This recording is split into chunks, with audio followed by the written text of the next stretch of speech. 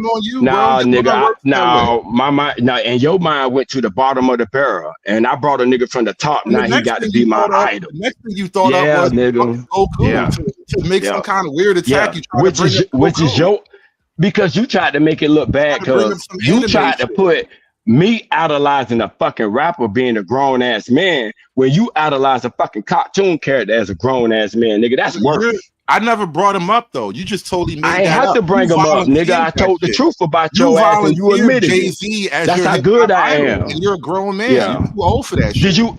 Did you ask me what was my idol, nigga? No, you didn't, I nigga. don't So why ask is you questions. putting that I on observe me? niggas. I don't ask Yeah, niggas the questions. I wrong way. observe. The Niggas wrong watch. way. That's why The you gotta wrong way. observe niggas. You just gotta watch niggas. Yeah. Yeah. The White man same way taught you me try that. to You gotta watch watch niggas. women and you judge them wrong, and that's why your ass been on the internet crying about their ass. Why did women come Weak up? I thought we nigga were talking shit. about black shit. Now you want to Yeah, move we on talk to women. now because it's by observation, nigga. And I observe what your motherfucking ass do. So now that's why I brought up women. The best you got? You quiet, ain't it? So it must be good. I was like the one, baby. That's the best you got. Let's hear more Yeah. from this Chick-fil-A, this young man at Chick-fil-A that hood conservative approves of. His right? idol. Yeah, leave that Hood little server the nigga alone, idol. bro. Y'all niggas trying to bully a little nigga, man. I'm That's standing up hood for server the little nigga. idol. Young, bro, I'm standing up I'm for not the little bullying nigga. the Stop young trying man. to bully the little nigga, man. Bro, if I knew this little nigga, I won't bully him. I would try to put him on game like, bro.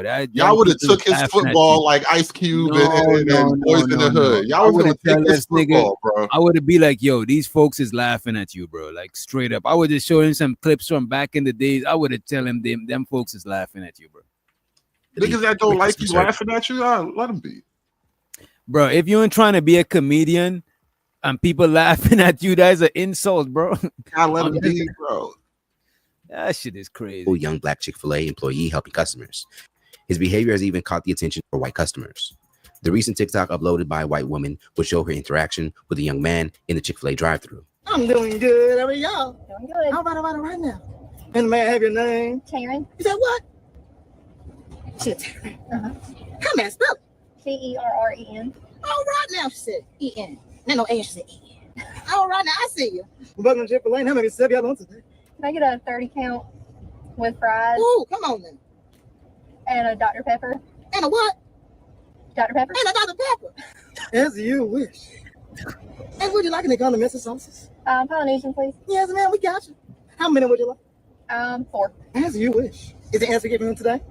As what? Is there anything else we can get for you on today? Yep, I need a 8 count. You want 8 count? 8 count? An 8 count. With fries and a large lemonade. Come on now. We said a lot of lemonade, y'all. Any condiments or sauces for that one? You want any condiments? Ranch? You said some ranch? I see you. How many would you like? So you said 2? That's fine. We got you. And is there anything else we can give you on today? Yeah, this ain't right. That it? This ain't right. Oh, ketchup. Leave him be, man. Let that nigga. He's doing a job, bro. Let that nigga. So wait a minute. If you was this nigga co-worker, you want to pull him to the side, bro. Just keep it a buck, bro. Nah, I would be laughing my ass off, bro. This nigga would make the day go by, bro. No, that would kind of upset me a little bit. I have to pull him to the side. I would be enjoying the fuck out of my day laughing at this nigga all day, bro. What if that was your son, though? What if that was your son? Nah, if that's my son, I'm gonna teach him a little bit different. But he's just a dude. I'm gonna let him be. It's not my job to correct that nigga, man. Come on, bro. You're not being consistent with conservative. You're not, bro. I leave niggas alone, bro. I'm not gonna go bother him because he's a little bit weird. He ain't fucking up money. Leave him be. It seemed like soon as he take the order, he about to be like, "Oh yes, ma'am," and start tap dancing, bro. That shit would be so funny though. Nah. And this is an example of a minstrel show. This is a minstrel like show. Bojangles out there right now, bro. You like Bojangles? Like, come on. This nigga would be blowing up my TikTok, bro. I was so used to this nigga. And yet they try to use a fucking rapper as a minstrel show. Nigga, come on, bro. Bro, this nigga ain't never heard nothing in the black community. He just look at it. And let me point this nigga, out. he heard our image. He's hurting our image more. I promise you. Wait a minute, but let me show you this. Let me show you that's bullshit, right?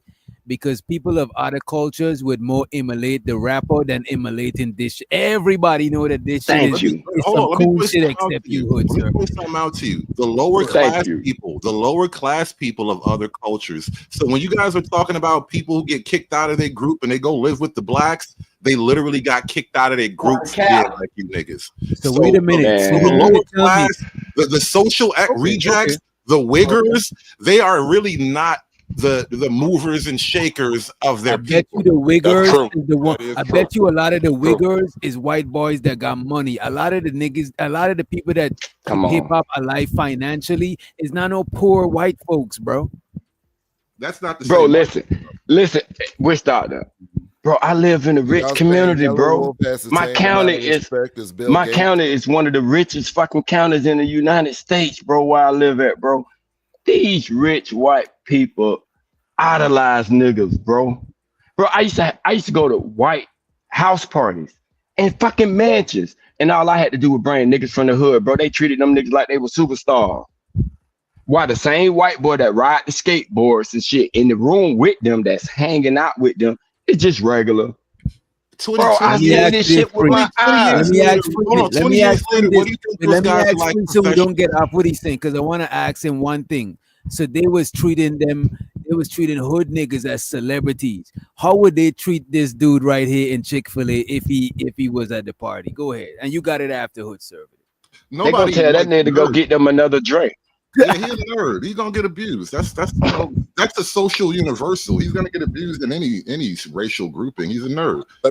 Hey, let me say something real quick, because I gotta offer a little bit of pushback. Hood conservative, he is right to an extent. Like when it comes to like for instance, you're gonna come back for like a lot of these other white folks that idolize black people, they like the entertainment aspect. That's true.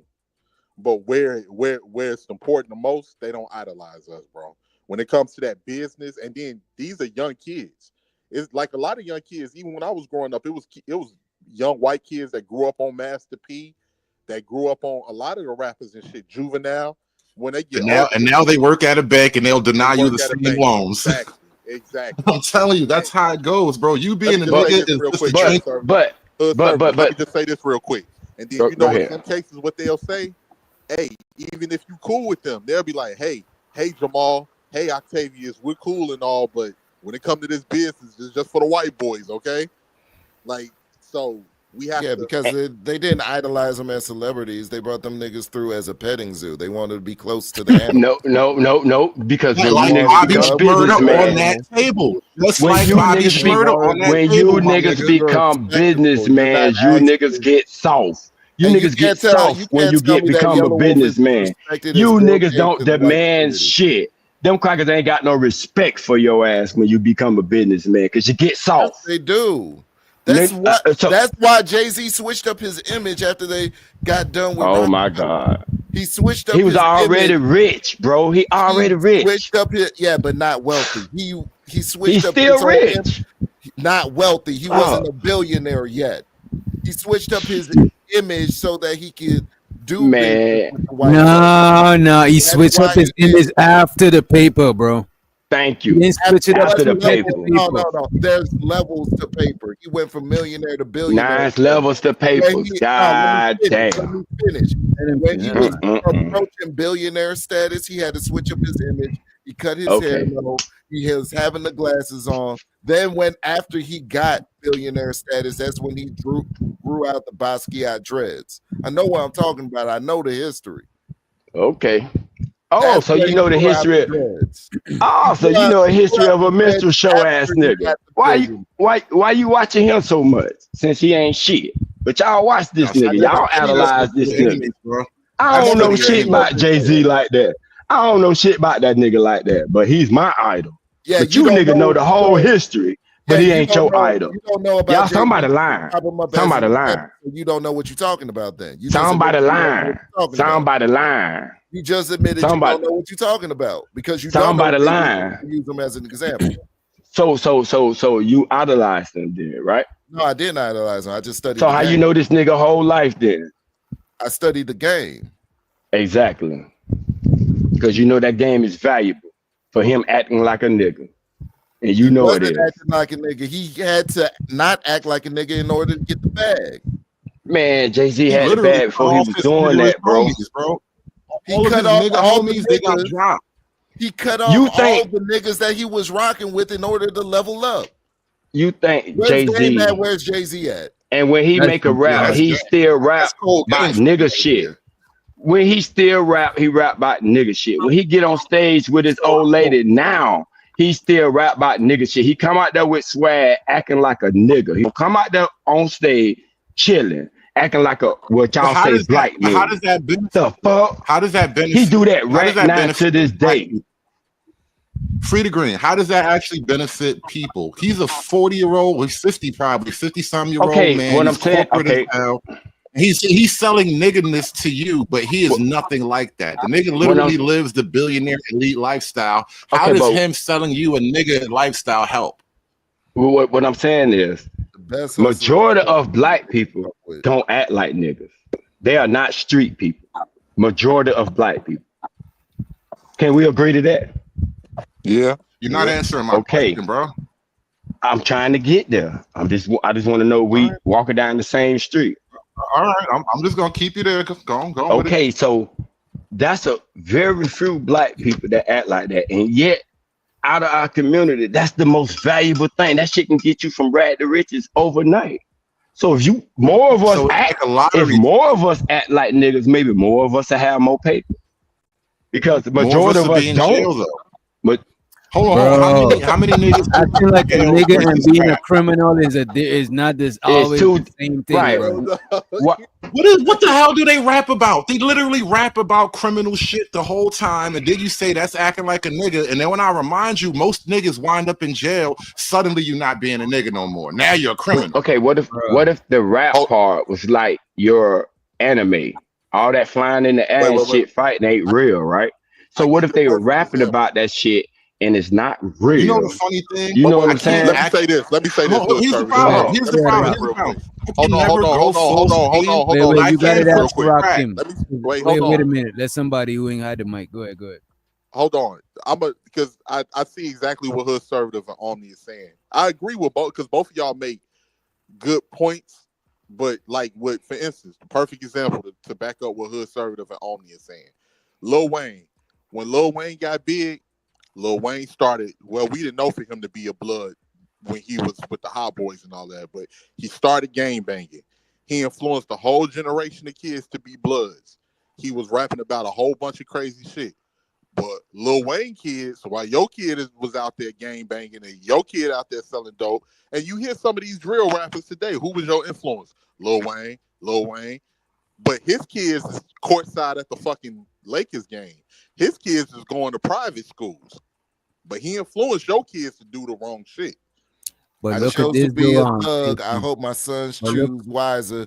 Don't call me sir. Call me survivor. That is literally a Lil Wayne lyric. That's just like the niggas sell you on the shit they don't want for their own. Wait a minute. That's just like most dope dealer kids do not grow up to sell fucking dope, bro. Like, what are we talking about? Of course, you're gonna want better for your kids. It's a progression. It's not, you know what I'm saying? So why the point is you don't have look point though, of it. but look though, dog, it must not work because they agreed to me that most people aren't fucking game bangers, so it's not working. So you saying they influence your kids when most kids aren't that? So the influence is not big as you trying to make the shit to be. In those real. Environments, it is. In those environments, for you, but only for a small amount of people who their environment is what dictated them to sell dope, not the nigga who rapping. It's worse than you want to admit. Damn. Like, let me put it this way. Yes, most black people are not caught up in this stuff, right? At the same time, a way higher percentage of black men do get caught up in the criminal justice system in one way or another. Not everybody goes to jail for 30 years, but a lot of us as men right now on this panel, we probably had our wild youth or whatever. We was out there doing shit we wouldn't want our kids to be doing right now. And so when I point out this is a part of the motivation of it, it's not to say that all black people are doing this. It's to say that this is a problem in the culture. But it's not. The problem in the culture is poverty, bro. Because if these niggas was rapping or not, motherfuckers would still do bad. Bro, I didn't grow up listening to, bro, I grew up in the 80s, bro, when we had EPMD and all these fucking niggas and motherfuckers were still gangsters. Okay, what the fuck is y'all saying? Niggas were gangsters in the 70s riding around with bodies in the trunk. Okay, so now, OJs. So I'm what made with you me on that. what what made me want to be a gangster wasn't because of no fucking. I seen the money them niggas was making. Right. It was the money. It's so now there's a lot of different ways to make money other than criminal activity. So yeah, but you niggas who was making that money wasn't there, nigga. You went and laid up around the white people. You want to move in their neighborhood and say fuck the one that you came from. All the That's the problem. To the white neighborhoods too, though. Like at the end of the day, everybody's trying to get away from the ghetto. I'm not saying they okay, but Harlem, or did he? But you niggas is the ones who complaining about the people in the hood. But you complaining. I don't understand this then. If the end point for even if the good niggas and the street niggas want to get out the ghetto and I think your mic went out. But I want to the purpose of constantly selling the ghetto gonna be the thing you want to get away from.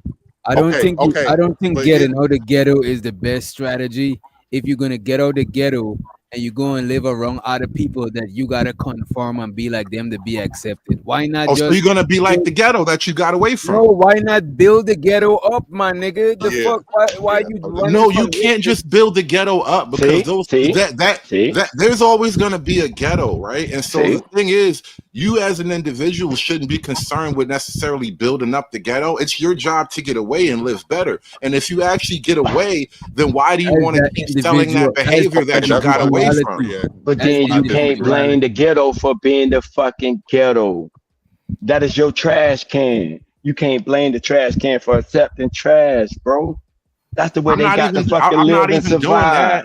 I'm not doing that. I thought the point of this conversation was hold on. The point of this, the question at the heart of this disagreement is what's the benefit of being a nigga, right? And so if I'm saying all these niggas got away from the ghetto, like the good black people, the niggas that made it from rap or whatever, they got away from the ghetto because you don't want to be around that shit, then why tell me behave that way if that's what everybody's trying to get away from, by hook or by crook? I'll give it to you like this. This is the benefit of it. If the world is fucking with nigga shit, right? And you so-called black men trying to get away from it, why don't y'all invest in it? Why don't y'all control it? At least y'all can control the nigga shit and y'all can take that wealth and do good with it, where the next generation won't be niggas no more. Instead of running away from the fucking shit. The white boys do it. I'm not and they take all that money and put it in their fucking bank accounts, bro. This shit makes bank. That's how it works. You know how the white folk do it? Okay, don't worry. You're right. You see what white folk are doing right now with the latest controversy where they all just moved up into the mountains and built a little white-only village?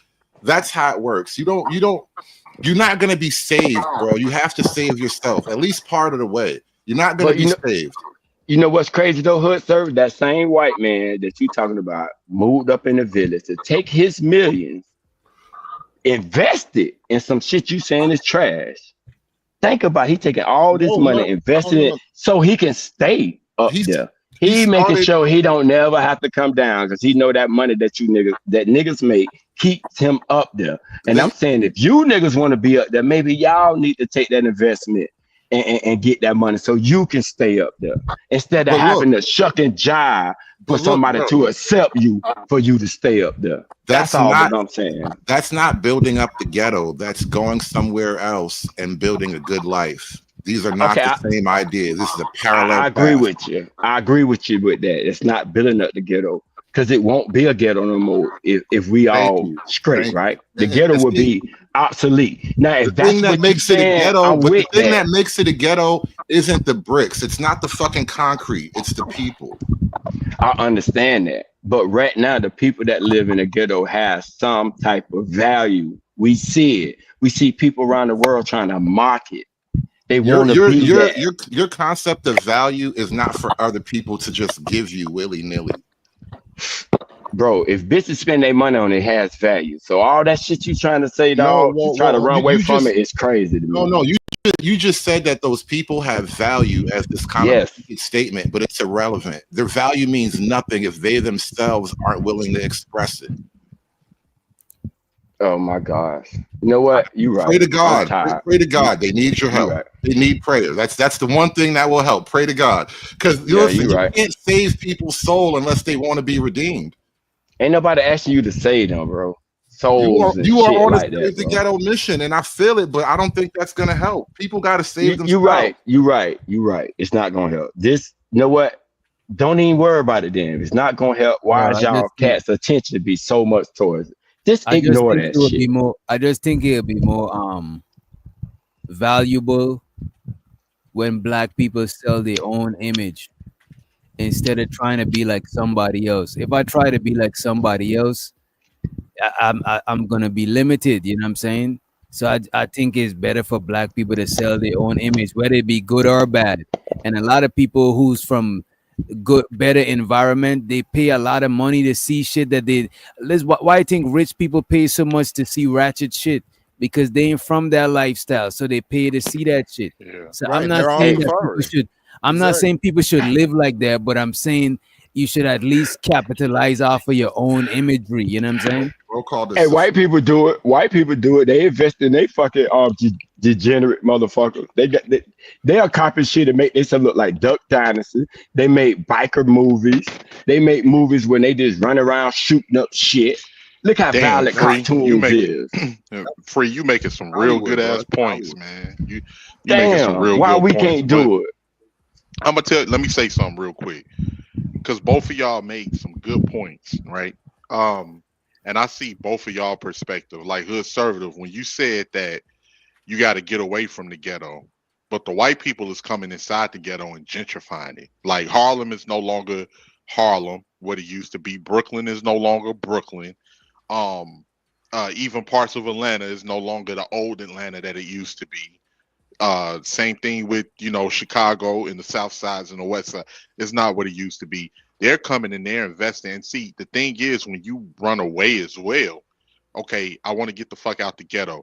I'm leaving. Now you live in a nice area, and I understand that. But your generation, the next generation under you, those are the kids that go to school and get told by other groups of kids that, oh, y'all was living in the ghetto. Your father just moved here. How did y'all even get the money? Or they have colorism issues or self-hate issues because the kids are picking with them about being black and all types of shit like that. So it's kind of a double-edged More sword. money, more It's problems. kind of Did you just say Nah, that's more because money, you more problems? No, that's because you isolate yourself. Isolation is no yeah. problem. Because you ain't got nobody like you to fuck with you. You look left, look right. You So gotta either blend it. Like, go ahead, 18. My bad.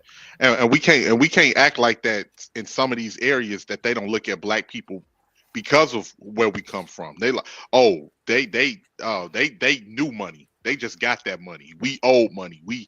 We got generations of this type of money. Y'all just some niggas that got that's a lucky on money the thing, DEI though. program and made it over. Literally, black people do that. Black people, though, that's a money thing. There's the Boulay that's niggas will true. do that too. That's true. That's true. But class and race, like race and class, is intertwined in this country.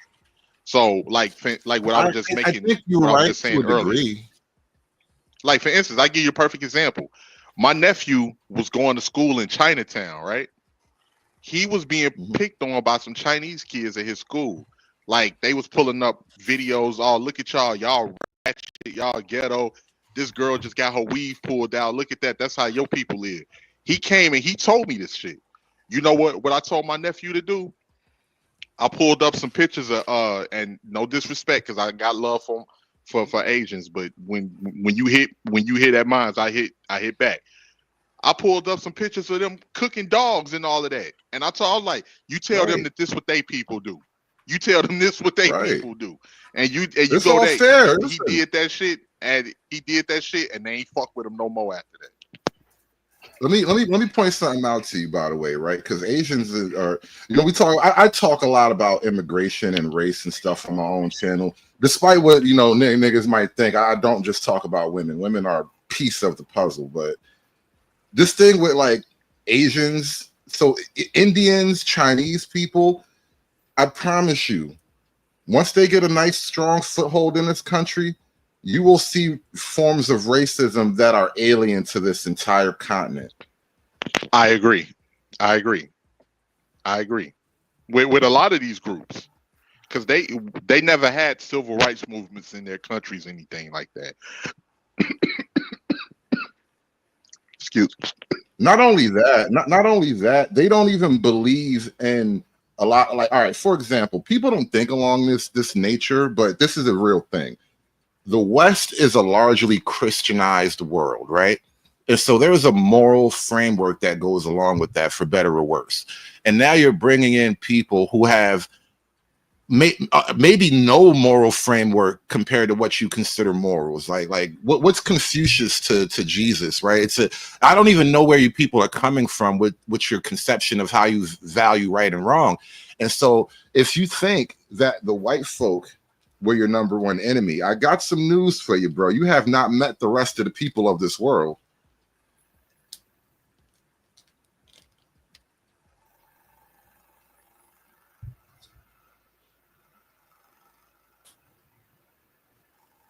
Yeah, I agree with that. I agree, because a lot of people, they don't know what goes on with the rest of the world. I'm with you. I'm with you on that. Damn, I'm over here choking and shit. Yeah. So I definitely understand where you're coming from with that, because in other parts of the world, it's very blatant, and it's a part of it's just a part of regular society. Wait, time out. How the rest of the world over here? How did the rest of the world get that image of you?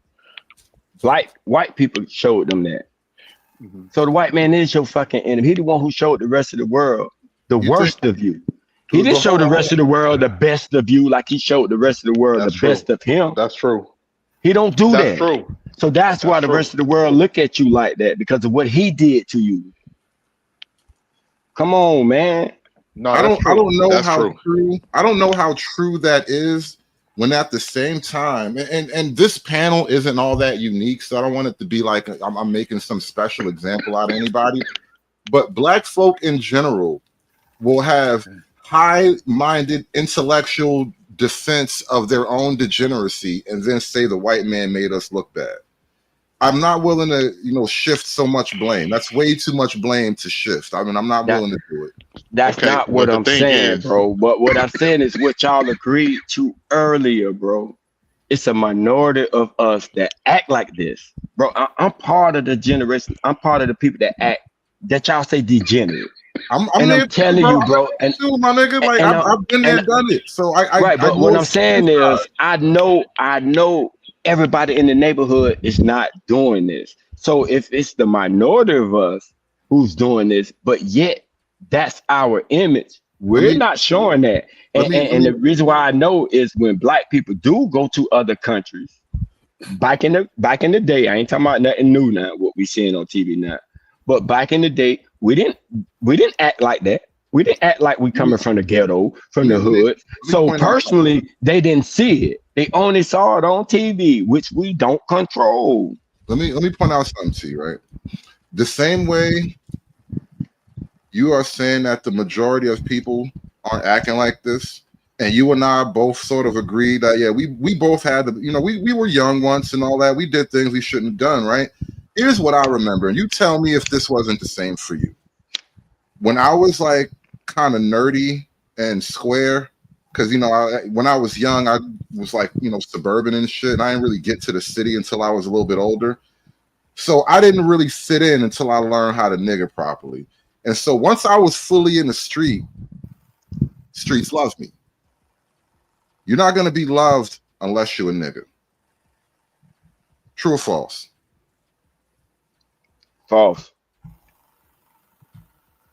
Because being a nigga, that whole conversation we just had about that little goofy kid doing Chick-fil-A, we don't apply that to all the other niggas who are not like the niggas, the cool kids and all that. That's literally the social pressure I'm trying to talk about. But being a nigga ain't just being in the streets, though, bro. You keep saying that, and I don't see much difference, bro. It's a difference without a distinction. Them just criminal niggas. I ain't gonna hold you. All races got that shit, bro. If you be a certain type of way, Asian people, if you are Asian and you be a certain type of way, your family ain't gonna fuck with you as an Asian. If you Indian, even if you white, everybody got their own type of shit where they group accept and what they don't accept. Well, bro. No, I don't think you get what I mean. So when you bring up Asians, they're the perfect example, but not how you think. So, for example, there's a phenomenon in Asian culture where, like, if you get caught doing some street shit, you're out of the family. You make the family look bad. When you're black and you get caught doing some street shit, we send you money for the next 15 years. Because we love our people. Because we can't help that.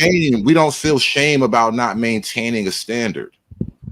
Because it don't matter what standard you maintain, you still gonna be at the bar, bro.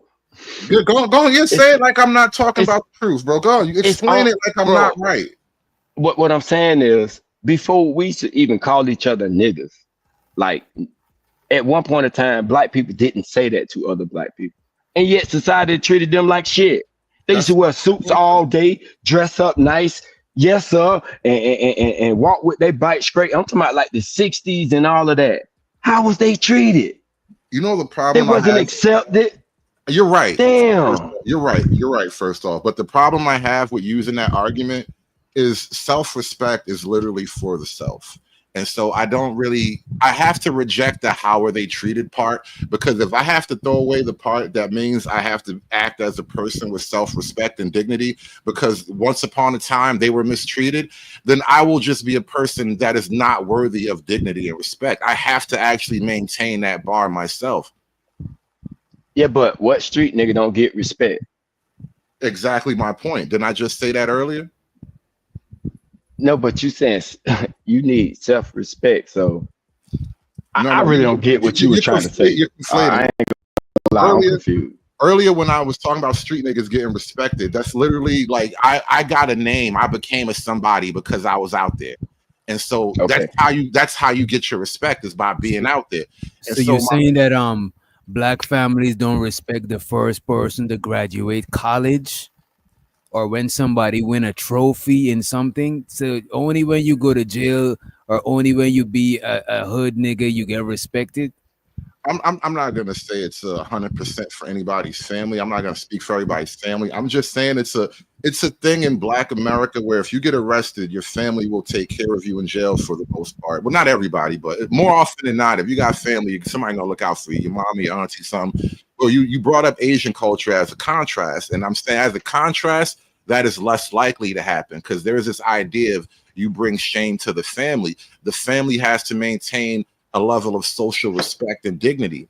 And so if you do something that brings, that makes us look bad as a family, then as a family, we have to kind of punish you in some way. We have to ostracize you. Every people got their own standards though, bro, because like my cousin, he been up on this panel before. That nigga been in and out of prison like all his life and shit. You know what I'm saying? Mm-hmm. And his family's not okay with that shit. Okay. But maybe some parts of the family they'll still try to help him, but it's not some shit that they're proud of or they glorify or try to. I'm sure there's other people know about that. We're talking about. But the thing about it is, though, Hood, what you forgetting is that the Asian people culture is ran by Asian people. They all look like each other. We had to develop a culture being ran up under somebody who don't look like us, bro. So it don't matter how we do it. Those other people from that other culture is not gonna look at us favorably, no matter what we do. But hold on. That's not really the point. Yeah, yes. Let me say this. But that is the point. That's the point. No, that's what I'm trying to say. I'm trying to say in total, because I get that argument. Yes, you do want to sort of be able to succeed because they have the levers of power. You have to go through them for things, right? I get that. But on the other hand, there is a value of self-respect and dignity and its own value. I mean, there's a value in it regardless of whether or not the white man ever thinks anything of you. Right, but we get more respect when we love our fuck ups. That's why other cultures deep down inside really love black people, bro. No. Don't let other people celebrating your failures convince you that failure is to be celebrated. Bro, but failure is not to be hated, though. That is a competition strategy. That's how bitches compete. Failure is not something to be hated, bro. Just because somebody failed. Think about that. Bitches literally tell fat girls that they pretty because they know that the fat girl is less competition. And so when other races celebrate you being a nigga, they are celebrating you being less competition. Like the fat I'm bitch talking about the ones who's not niggas, bro. Because you said your family. If somebody go to jail they would still give them money. So we're not talking about the person who went to jail. We're talking about the person who gave money, which is not the criminal, right? You said other races respect us for being a nigga, and I'm like, no, don't get confused. Don't fall. Okay, for the well, head okay, fake. I'm not gonna say nigga for being black people because they gonna look at us as see, y'all like to use like black and nigga is something different. When you know the world look at you as a nigga, they don't look at you as, they just can't say the word. That's why they don't say it. But if they can say it with ease without getting in no trouble, you would be a nigga. You wouldn't be black. Let's keep it real. So I'm using the word interchangeably, but I got to separate it because we did separate it because I separated you from niggas. So I do that further. So I'm talking about black people because a black person who's not the criminal will still support they nigga offspring or whatever. That's the example you brought. And you say other cultures wouldn't do that. But in other cultures, right, Asians wouldn't do that. But at the same time, they kind of like envy us because we do. I don't believe that, and I question why you would believe that.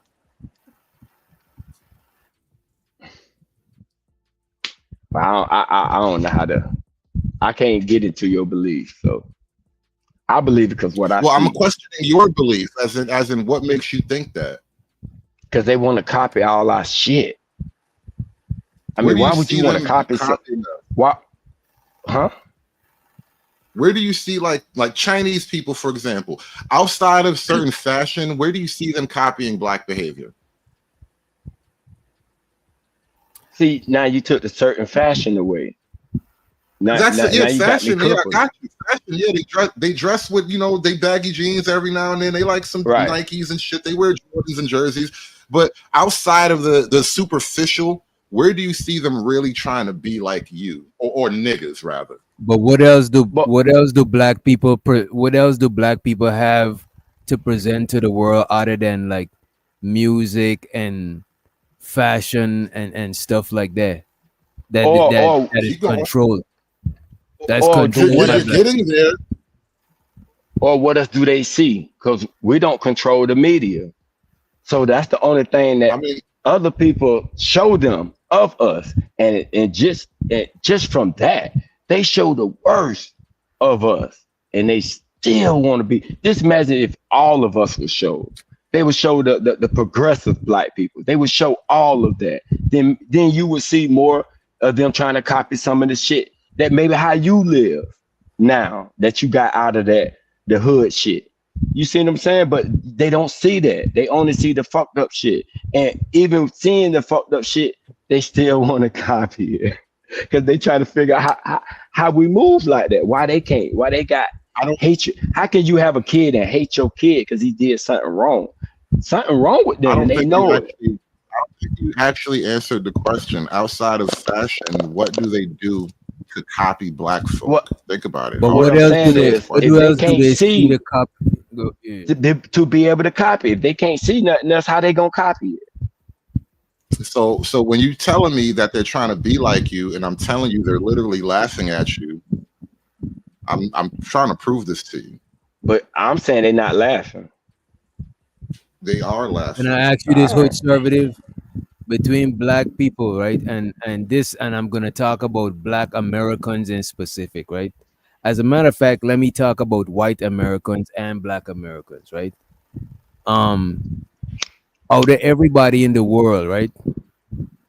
Most other races, most other nationalities emulate American culture, right? Mm-hmm. Versus American emulating other cultures, right? Yep. And would you believe that America is the capital of media? Yeah. So that's the thing, bro. What is there's people in China that's doing a version of hip hop. It's like that's black people music. You know what I'm saying? Even the way they dress, you know what I'm saying? Even it's like they got even like black subcultures, Asian niggas in China. and everything they emulate is based on like Black American culture, bro. I think you're trying to defend a point that wasn't really brought up, at least not by me. All I'm saying is they are not trying to be like you in any way that actually matters. I didn't hear you say that actually matters. I thought you right. That's what I'm trying to point out. So, because outside of fashion, again, that's the whole question. Outside of fashion, what are they doing really? So that don't matter though. No, so who else? Don't matter. All right, let me. Nigga, who fashion do matter in a emulating? society. And fashion who else matters in a society. Oh my god! And who else they emulating versus Black people?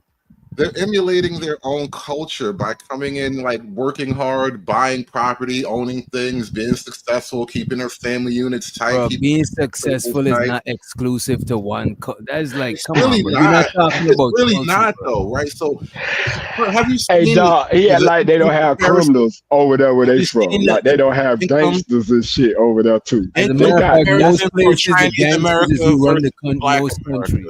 The income comparison of Chinese America versus Black America. Why do niggas think everybody trying to be like them when damn near everybody else is doing way better on a group level? Like the niggas got to get over themselves, bro. This is crazy. Because I don't see nobody over here trying to act like they know kung fu and shit. So we not trying to act like them, but we see niggas over there trying to break dance.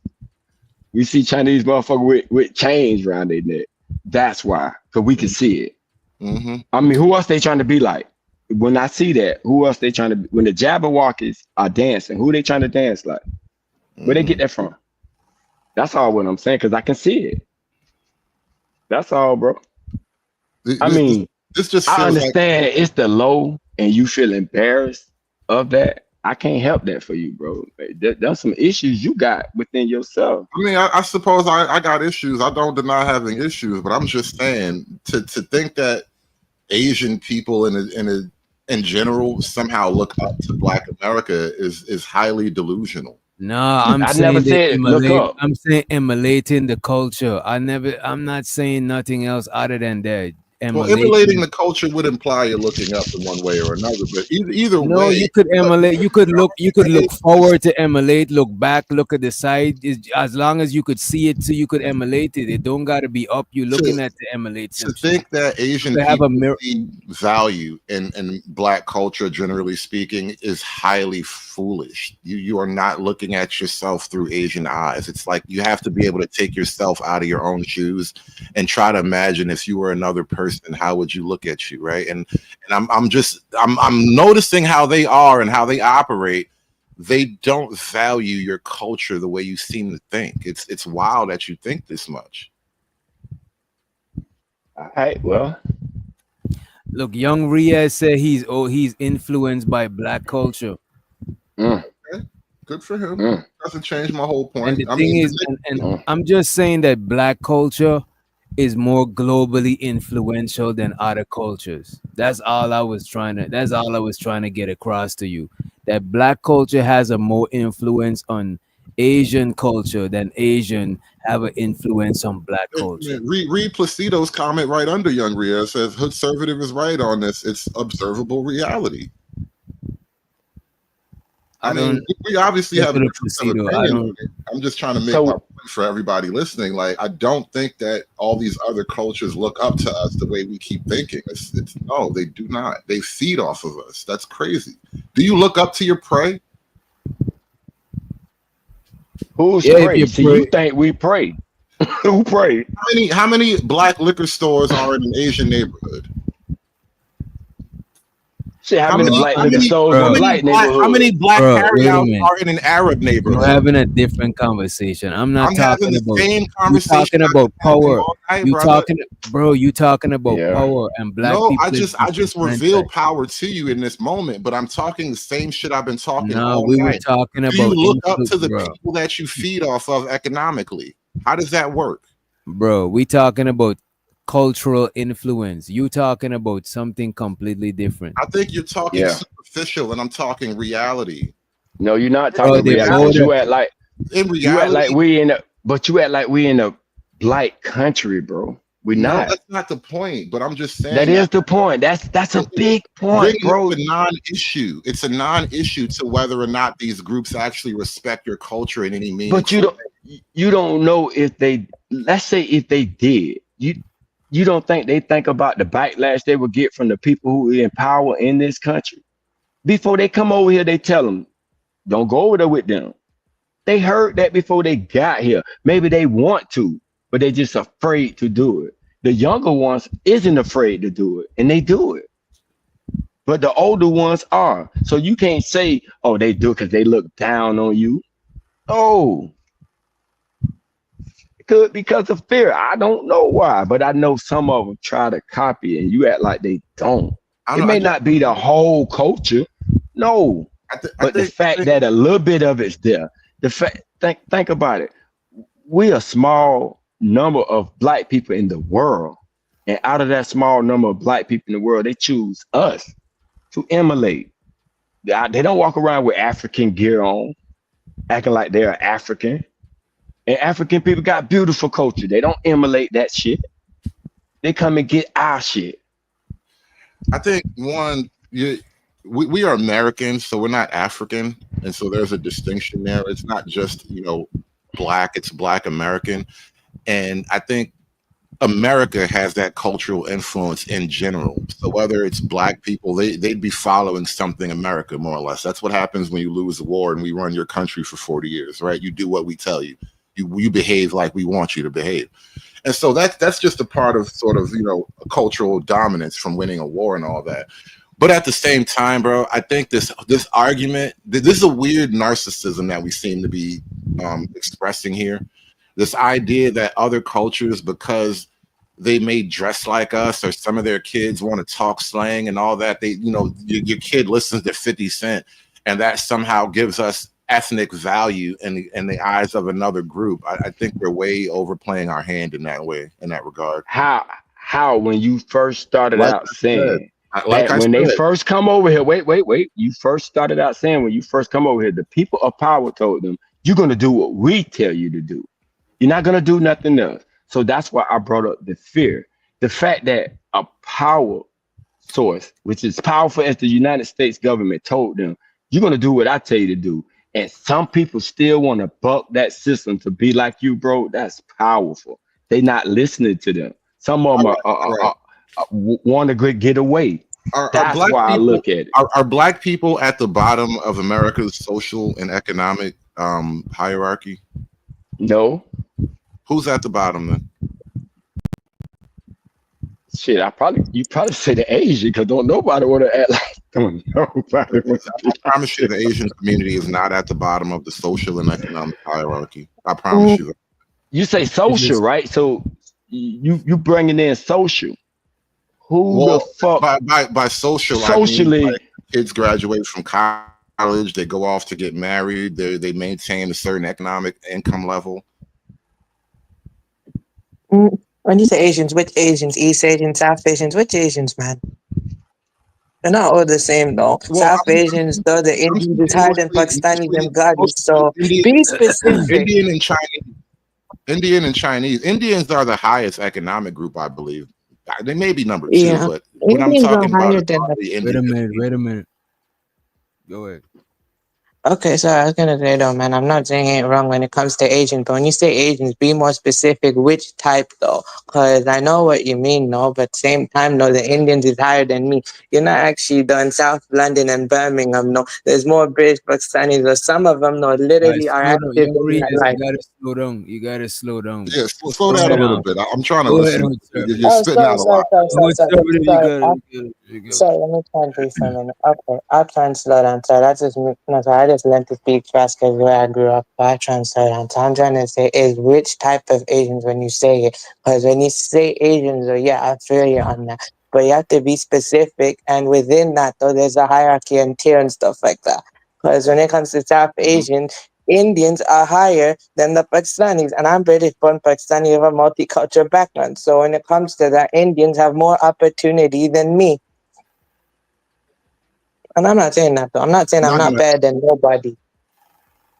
No, I'm not going to disagree with what you just said. I was talking about Asians versus Black America in this country, and when I asked them about like the hierarchy, and I'm pointing out like economically, Black folk are not anywhere near the Asians, and when it comes to like social dynamics, like you see.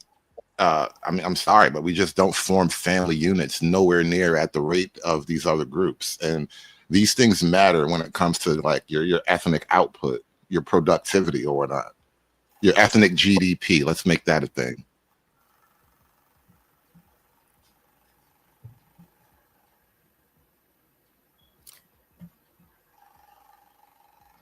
Yeah, I think Any comment?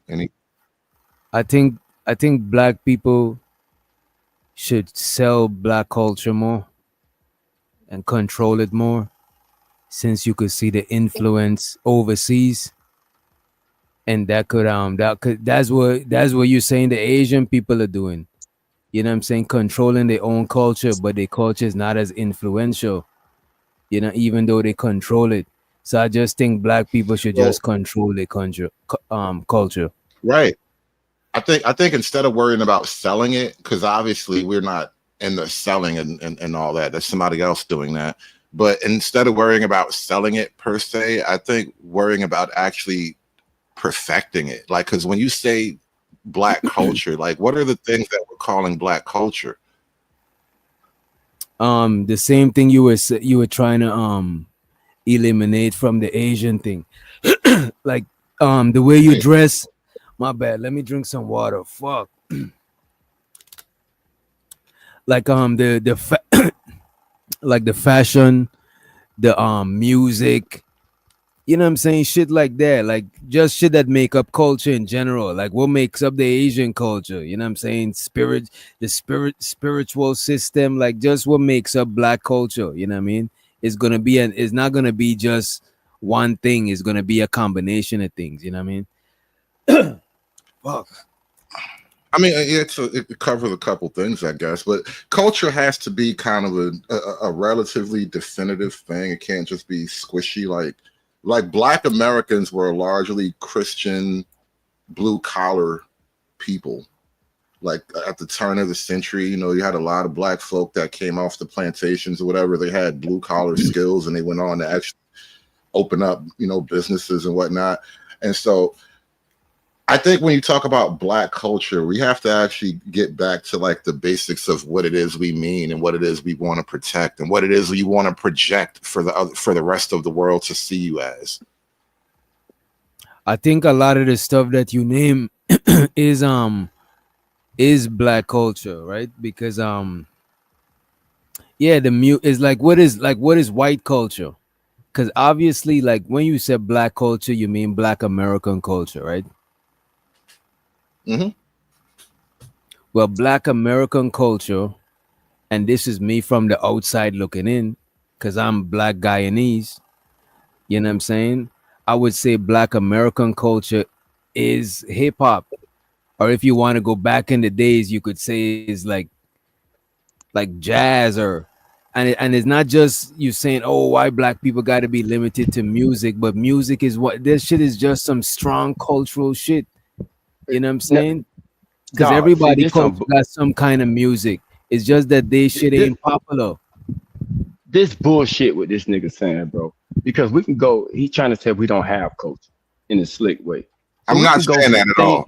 I'm not saying that at all. But I want niggas to be thoughtful about. Yes, because I don't want people to just say it as a blanket thing and then let the audience imagine whatever it is in their own minds. I want you to be specific about what you're actually saying, because people get away with just saying words and letting people fill in the blanks. Because people do these things, and I want to be very clear what we're talking about, because I am not saying Black folk do not have culture, but I don't want Black, like earlier we were talking about nigga shit, right? And then we were having this conversation about defending nigga behavior, and I don't want that to just be Black culture. And so when we have that conversation, I want to be specific. But I don't understand then why would you ask the question, what is, you know what Black culture is, so you shouldn't even ask that question. That's where I'm getting at. To even ask the question is putting down the fucking culture. Like, what is it? Like, you Well, don't know what it is. We can go from thing from thing. Is it just nigga shit? Because like when you say music, I don't necessarily want to think black culture is whatever the hottest drill music is right now. Like I don't want that to that is be black culture, even though that's kind of where it is right now. Maybe I think we got to think bigger about what that shit is. Because look, if we want, bro, you just talking about, bro. Everybody culture got the good, the bad, and the ugly. You only talking about the ugly part of it, bro. Thank you. Don't even And say that's Kendrick what Lamar. They not like us. But I'm literally asking you what you're talking about. That's why I asked you to be specific about what you But mean. this is why I said music. I'm not specific on the artist. I'm just saying the music. This is why I even throw jazz in there. Like if you was to ask me, you didn't name none of these gangster rapper niggas, by the way. No, I didn't even name the conscious rappers like Black Thought, Talib Kweli, Mos Def. I didn't even name that shit. I just said hip hop. I didn't say gangster rap. And hip hop is not just music. Hip hop is the dancing, the graffiti. Hip hop is not just one thing, bro. It's just that music is the most famous or the most loudest, you know what I'm saying? Obviously it's music aspect of hip hop, but that's not the only part of hip hop. Hip hop got I think it's 5 elements. And a lot of people try to copy our culture by seasoning their goddamn food. We are known for seasoning our food. Come on, man, that's part of our culture. Our culture. So you Chinese people season food too. No, but I'm just saying, like, far as here in America, we got two cultures in America. You got white culture and you got black culture. In the black culture, we season our food. So our food is different. That's part of our culture. And you have people that try to come in, copy that. Or I want my chicken like how black people cook their chicken. Although we the only ones that's supposed to like chicken. Even slangs make up culture, because even in, and I'm just trying to use from my outside experience, right? Because like where I'm from, certain stuff that we would say that'll be our culture. Like, yo, big up, you know what I'm saying? And shit. Like that is like our culture.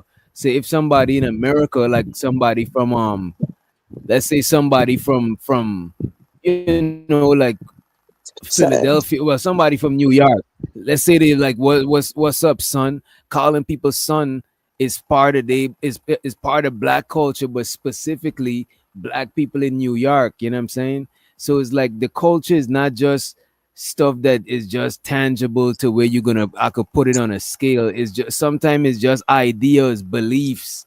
You know what I'm saying? Like shit that passed down from your ancestors. Culture is not just one thing. You know what I mean? Mm-hmm.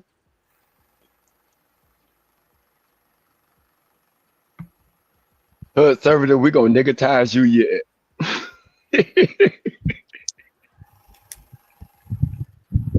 Bro, I've been a nigga long enough. You acting like you like it's not my first baptism, brother.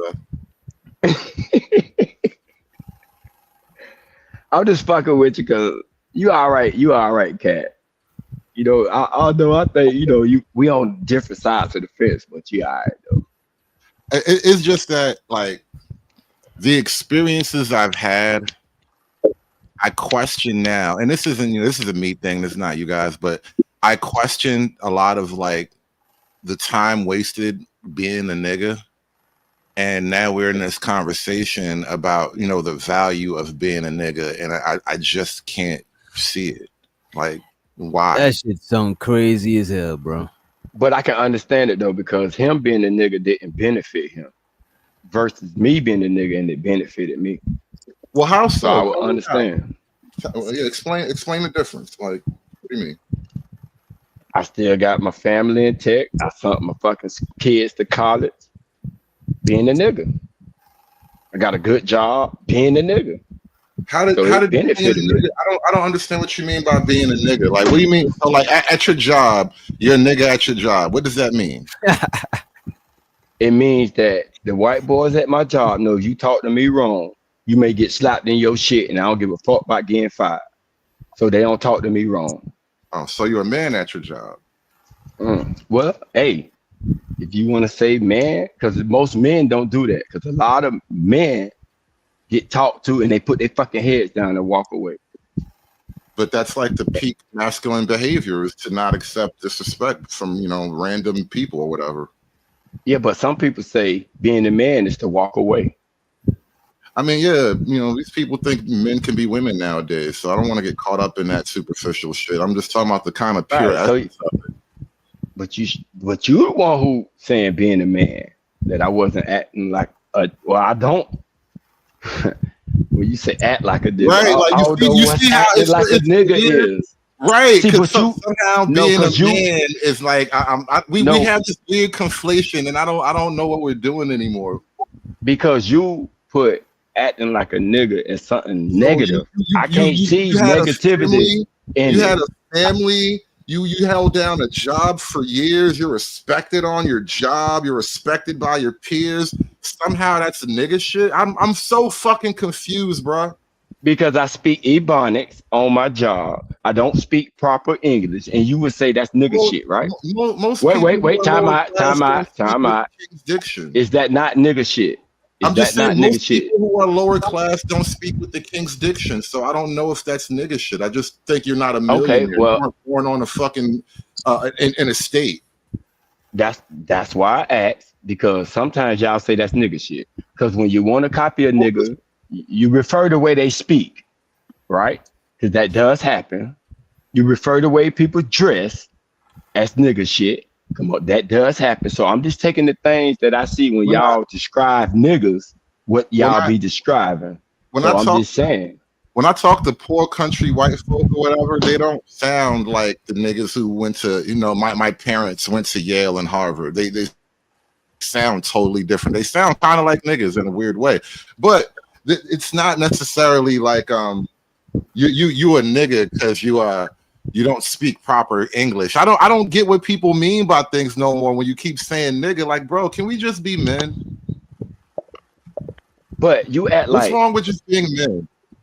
Is it a bad thing to just be be nigga? men? But you act like being a nigga is always on some negative shit. And when I'm saying I'm a nigga, and just because I do positive shit, you trying to take the nigga out me. And I'm saying, no, you're not finna do that. Bro, I'm saying though, the things that you pointed to, your kids went off to do well in life, kept your family together, working, you respected, got a decent job. Those are the things that are traditionally considered man things. Yes, but and that's so what you've been brainwashed to think. You keep trying to sell me nigga, but really it's being a man. And I'm like, well, what's wrong with just being a man, bro? Being a man is fucking dope.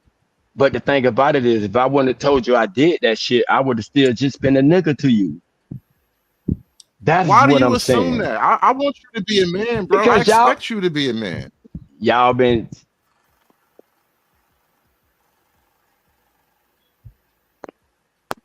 But now that you see that it's some niggas that can do positive shit, now you trying to say, well, that ain't nigga shit. Nah, nigga, don't take us out that category. I am a nigga. Those three things you named, are they not associated, generally speaking, with manhood? But you act like a man can't be a nigga. No, you're acting like a nigga can't be a man. No, I'm not. You the one who you're a man, brother. You're a fucking man. You're a grown man who did grown man things. But I never said I wasn't a man. You asked me what type of man I was. You a nigga.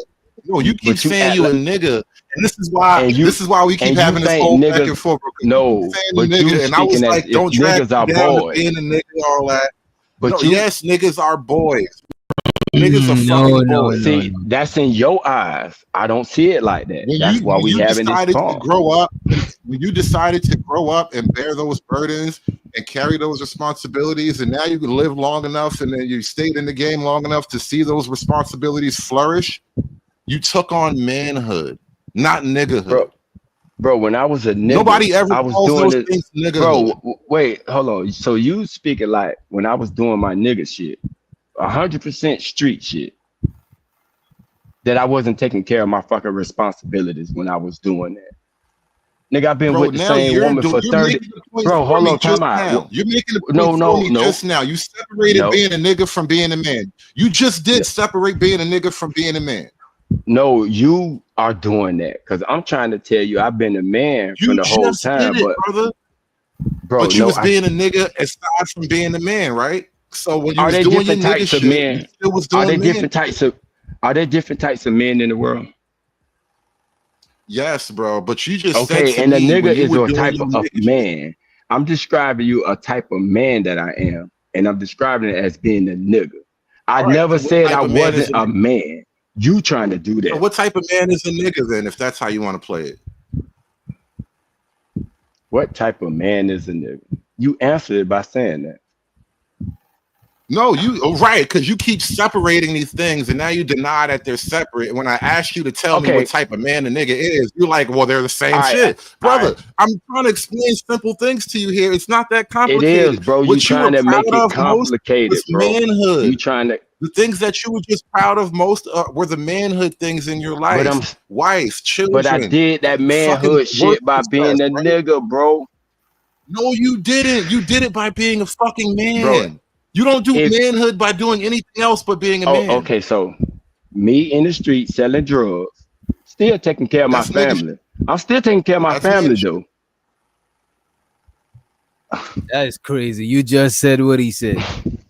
That's You said he was do. He said he did the You was nigga in the shit streets, to right? become to do the man shit. And you Yes, just said yes. he Because you know said what? he's selling drugs. You said nigga shit, and he said to feed his family. You said to being a man. You said the Yes, same shit. wanting to feed your family is the man thing, but being out there in the street is nigga shit. But I was in this. Okay, I was in the streets to feed my family. Notice So I when did. I asked you what being a nigga brought you, you didn't say that shit. You said I go to work, I raised a family, and my family's still together. You didn't mention being in the street. Because I'm talking about now, right? We talking about the results that I'm got now. Why would I talk about the past? You stop doing that shit eventually because you realize it wasn't going to work for the family that you wanted to take care of. Yes or no? But I stopped selling drugs. That's just one aspect of because being why? a nigga, bro. Because bro, why? That's one aspect of being a nigga. Bro, Because we I don't gotta have to let do it it no go, more. bro. We can just let it go and be men, Listen, bro. you act like being a nigga is only selling drugs, bro. I'm trying to give you the definition of what it Bringing is. it back to that, though. I didn't even do that. You bring it back to that when you tell your story. Oh my goodness. You know what, bro? I can't. It's all good, bro. I know I'm being difficult. I'm being so fucking difficult. Yes, but no, my nigga, like it's crazy because this is how I you look just at it. I'm you just called me a nigga. Right, because we just be fucking joking and talking and shit. And I'm not trying to be serious. I don't dislike you. I don't think there's anything absolutely wrong with you at all. But what I'm trying to point out though is that as black men, we kind of having this conversation about like other races of people not respecting us. But at the same time, we want to be respected for being a nigga, whatever the fuck that means, when we're perfectly fine and acceptable being men. And if we were focused on being men and doing the things that manhood calls us to do, I think it's a way more respect. It gains you way more of the respect that we're talking about. The whole group respect and all that shit. Other people look at us a certain way. And this is where you fell in that because you keep separating being a nigga, not being a man. And that's crazy to me. That is crazy to me. I'm saying they all the same. It's the type of man you are. You could be your regular, typical black man. What you gotta say about it? Because it seems like Studio Mansion is just correlating being a nigga with criminal activities. You know what I mean? Yeah, they all do that. There's people in gangs that don't even gang bang or do crime. You know what I mean? Still in the gang, bro. So then it means that it's not always criminal. It's not always doing something criminal. Being in the gang almost by default is part of a RICO. Like you show up at too many meetings, you're gonna get swept up. Yeah, I don't advise being in no gang. But you don't got being in a gang is not the only type of shit that make you a nigga. Right, because I ain't never been in a gang. I ain't never been in the game. Me neither, Never. but I'm just saying, like, I think it's such a silly thing to want to hold on to. We're not 19. If we were 21 years old at this point, it would be a totally perfect conversation for young black men to have because we're young and stupid, and that's how you talk when you're young and stupid. But I think we're too old. It's okay to let it go. I understand, You know, like it doesn't benefit you, bro. Street niggas and shit, and it's weird. It don't benefit you, bro. Bro, all niggas is not even in the street. Why it got street niggas? If there's a street nigga, there must be a sidewalk nigga, a yard nigga, and a house nigga. A house nigga. Those are regular men A with house jobs. nigga. Those are men with jobs. You know, So why you gotta put street on a nigga? Why you gotta say street nigga? If there must be other niggas. If I said cold water, it means then it's hot water, is out of different temperatures of water, or I could have just say water. I think maybe we're linguistically just comfortable throwing nigga around, and it means all these kinds of things to whoever's listening. But I wonder what exactly people do mean when we throw the word, like, you know, some nigga. If you just say some nigga, I don't really think of the positive image of a black person, and so it just makes me uncomfortable. I guess maybe it's a me thing. That's how I look at it differently, right? I look at a nigga as somebody who's not trying to conform and be like and just accept who you are and perfect that shit. Well, when you say not conform, me too, Doc. Me too. Yeah, the social nonconformist are literally the social outcast and the people who don't really do well most of the time. And so that's not really a positive thing, really, when you think about it. But I see it as positive because you gotta remember, like, I'm heavily influenced by Rasta culture. And the main thing behind that shit is not conforming and still living to your best, to your highest potential without conforming, without having. It's weird. So you're from the islands, and Rasta it's spread across the islands, right? Because my pop's from St. Kitts or whatever. And so I remember a long time ago, I was back in St. Kitts with my pop. I was really little, but he was talking to some friend of his. And then later, as we walking away, he like, I don't know why he went Rasta. You know, he was my homie when he was little, but he went Rasta. And then now it occurs to me the Rastas are like the niggas of the islands or whatever. They like the niggas of Caribbeans or some shit. Well, you could kind of say that. Yeah, you could kind of say that. The Rastas is the non-conformists or the Caribbean, you know what I'm saying? Like we live off the land if we got to, or sell stuff, you know what I'm saying, stuff in the, you know what I mean? We just do what we do and shit like that because you can't, because when you got like your locks and stuff like that, so you're not gonna get certain positions in society, so it forces you to just make do with what it do on your own without having to conform to nobody just to you know, just to survive or just to get up in life. And you know what? Yeah, you could say that the Rastas is the niggas. You know? Earlier, I asked a question about black culture, and I have I've done a lot of content, sort of just like intellectually, just playing with ideas, exploring what this stuff means. And one thing I've noticed about when people talk about black, in a lot of ways, they just sort of reject anything that they see as white. And that sort of become you hear how easily you just said that, right? That's kind of what people just sort of define as black culture. It's really a rejection of white culture. But like outside of rejecting white things, what are you niggas about? Niggas.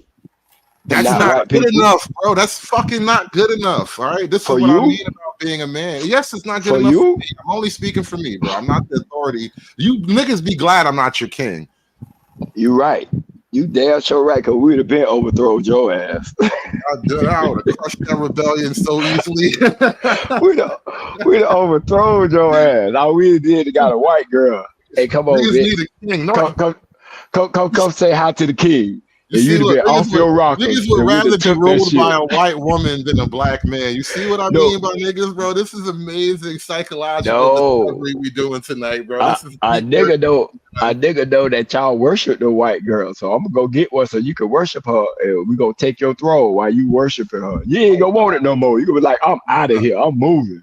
I'm You know moving what's to crazy? another country. The crazy shit is you assume I'm into white women. No. It's not No, even. I'm just fucking with you, bro. I'm just fucking with you. That's the thing though. Like I think niggas really do kind of need like in order for the culture and the community to kind of get itself together, niggas got a lot of freedoms to fuck around. Like why is it that Black America was a lot more dynamic and like thriving? Because I was just looking at this. I was looking at the numbers and all this today. Black America was doing a lot better technically during Jim Crow and all of that shit. Like oppression kept niggas healthy. Like oppression was like the treadmill.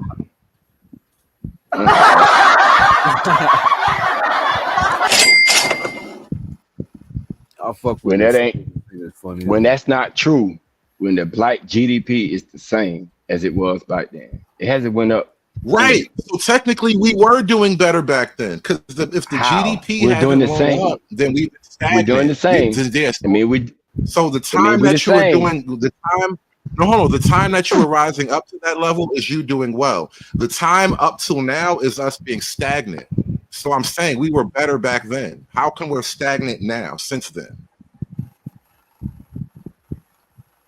Because of the people that you want us to be like. They the one who's stagnating your ass. Instead of you taking on your own culture. You keep giving away your shit. Back then, we kept our shit. World. I didn't make it. Wait. Back then, we kept our shit. We kept our shit. Nah, we I sell didn't it. make you niggas desegregate. I didn't make you niggas twerk in Selma. I didn't make you niggas do nothing. Stop putting me on that. No, bro, I wasn't born doing that either. So when I was All born, right, we I'm was not already putting you on that. segregated. So Right. Listen, that was the. if it was up to me, way we'd that- have stayed niggas. If we was up to me, I was like, fuck that. We got a white in the coat and a color fountain. We're gonna keep the color fountain. We're just gonna make the water cold. That's all. Before civil rights, the white man called us niggas. After civil rights, we became niggas. I don't know how that happened though, but I know facts, it's complicated, but it was a long march to niggerdom. It didn't just happen overnight. No, that's alchemy. That's verbal alchemy. Because the word "no" is a complete. Is like a come on, man. It's like when we call them women bitches, but now they call each other bitches, so don't even insult them no more like that. Well, I'll tell you with less alchemy what I'm really trying to express, right? The men, the type of Black people that we were before the civil rights era, the civil rights in and of itself destroyed that very type of Black people. Think about it. So we were more economically active. We were starting our own businesses, had our own little communities. We were more patriarchal. We were married at a higher percentage rate than the white folk, right? So that means per capita, there were more white bastards running around without a father than there were Black. And so by those measures, right, we were a thriving, strong people. And then we got wrapped up in this civil rights business, and some nigga named Mordecai convinced us that we needed more rights. And now Mordecai got us out here twerking, and we can't make families, and the women and the men are mad at each other. And all of this shit happened after civil rights is all I'm saying. That's not alchemy. But it wasn't nothing that we did, bro. You got a government that been against us ever since. Well, that was against us before that. Well, actually, the government used to protect us before that. After that, the government stopped protecting us. And they went against us. That's the problem. Bro, we fighting against a government, bro. Our own government do shit to us. That's crazy. And y'all just don't, y'all act like America just don't do shit to niggas. And it's one of the most powerful government that's on earth. And we still to stand up to it. We were like, fuck this government, man. That's why people love niggas, bro. We be like, fuck them people. Oh, we back to this. The most loved victims. We not victims. A victim sit there and don't order fight, bitch. We fight. I mean, you just said the government did this, the government did that, you know. Am I lying? Am I lying? I think you're incorrect about some things, maybe. I don't want to call you a liar. It's a little bit I never said what they did. I said government did something to us. They fight against us. They don't fight with us no more. They fight against us. And I'm lying. Well, I can't agree with you because I don't really agree with that entire vision of it. Okay. That's why we don't get government loans. Because some of you, not as we suppose, bro. Black people who go for government loans will tell you that they don't get them like their counterparts, right? And these are successful black men that are not niggas. I'm not gonna put that nigga on them. They did the right thing. They went to school. They know they shit, and yet they still get turned down. I don't know how true that is when the black middle class in and of itself is basically related to government employment, government contracts, and whatnot. Like, if you look into it, like, black folk are deeply tied to the federal government. True, but it's not as big as it should be compared to all the black good talent we got. See, I believe in black people. I know these numbers. Black women are employed by the federal government at about, I think it was like 16%. They are not 16% of the country. They're literally overrepresented in federal government. So, like, this idea that the government hates you, the government is kind of like a bunch of black women manpower. Bro, just because they give you a job, bro, don't mean shit. They can give you a job and just fund your fucking school that your kids go to. What the fuck? So they gave you a job and they fund your kids' school. I mean, they always gave you some work. This government always wants you to work for them. They want you to work for free. The government they really want you to work for free. The government is not. But what I'm talking about is not the government employing you. I'm talking about when you know that we're gonna be moving on our own, like the other companies, and then they hate, bro. Come on, bro. I know getting out of the hood that the value in regular black men, and I know we should be doing better in this thing. And I know it's not because of the incompetence of the black men. It is another force that is doing this shit, bro. What if it is? And you know it. What if you know it's not because of our effort as black men? I'm just asking you to entertain the thought for a minute. What if it really is because of incompetence of the black men? What if that is the answer? What if that, then what? Then what women say about black men is true then, right? So you shouldn't have no argument with them. True. I mean, these bitches ain't shit, but it don't mean they wrong about every single nigga they ever fucked. Just because you fucked ain't shit, nigga, don't mean you wrong about him being ain't shit. So you saying black men are incompetent no matter what level they on? I think there's a lot of incompetence to go around. All right, no matter what level, right? Example. Let me make a perfect example.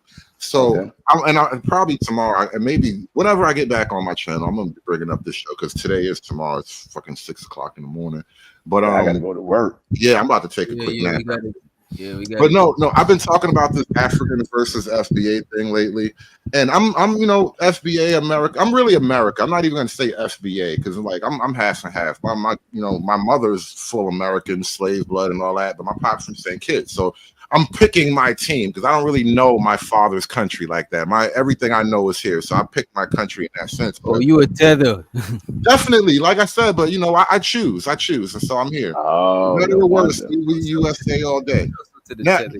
Now the thing is though, when it comes to like this Africa versus Black Americans thing, the Africans come over here and they come in a lot of numbers. Numbers help like crazy. And what Black America is, one, we abort a lot of children in Black America, so we're not helping ourselves with the numbers.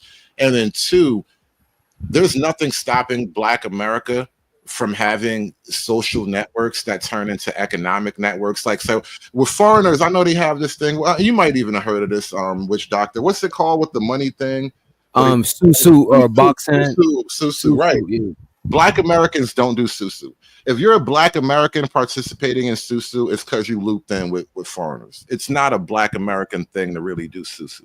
And what I'm getting at is that I don't know that there's anything stopping Black Americans from having stronger social networks, but we don't have the strong social networks that you would need to compete with these other groups. But you got to remember though, is because you got an insider perspective. And by the way, if anybody want to know what susu is, I got you. It'd take probably 5 minutes to explain that shit.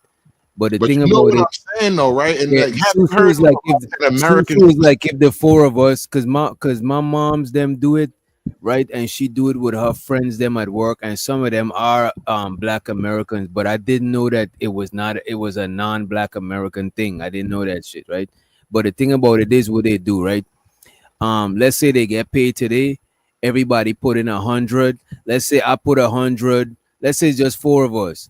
Giz put 100, I put 100, Hood put 100, and we let Free the Green hold that $300, right? And then the next week I hold $300 from all of our 100. Then the next week Giz hold the 300. Then Hood. So every week you throw it in the pot and somebody taking that pot. You know what I mean? So let me ask People you end something, up Hood buying Surgery. like. So go ahead. In your country, the black people that go to your country and live, do they network together over there? I don't know what the fuck they do in my father's country, bro. Okay, so then you can't, because I hate when people do this.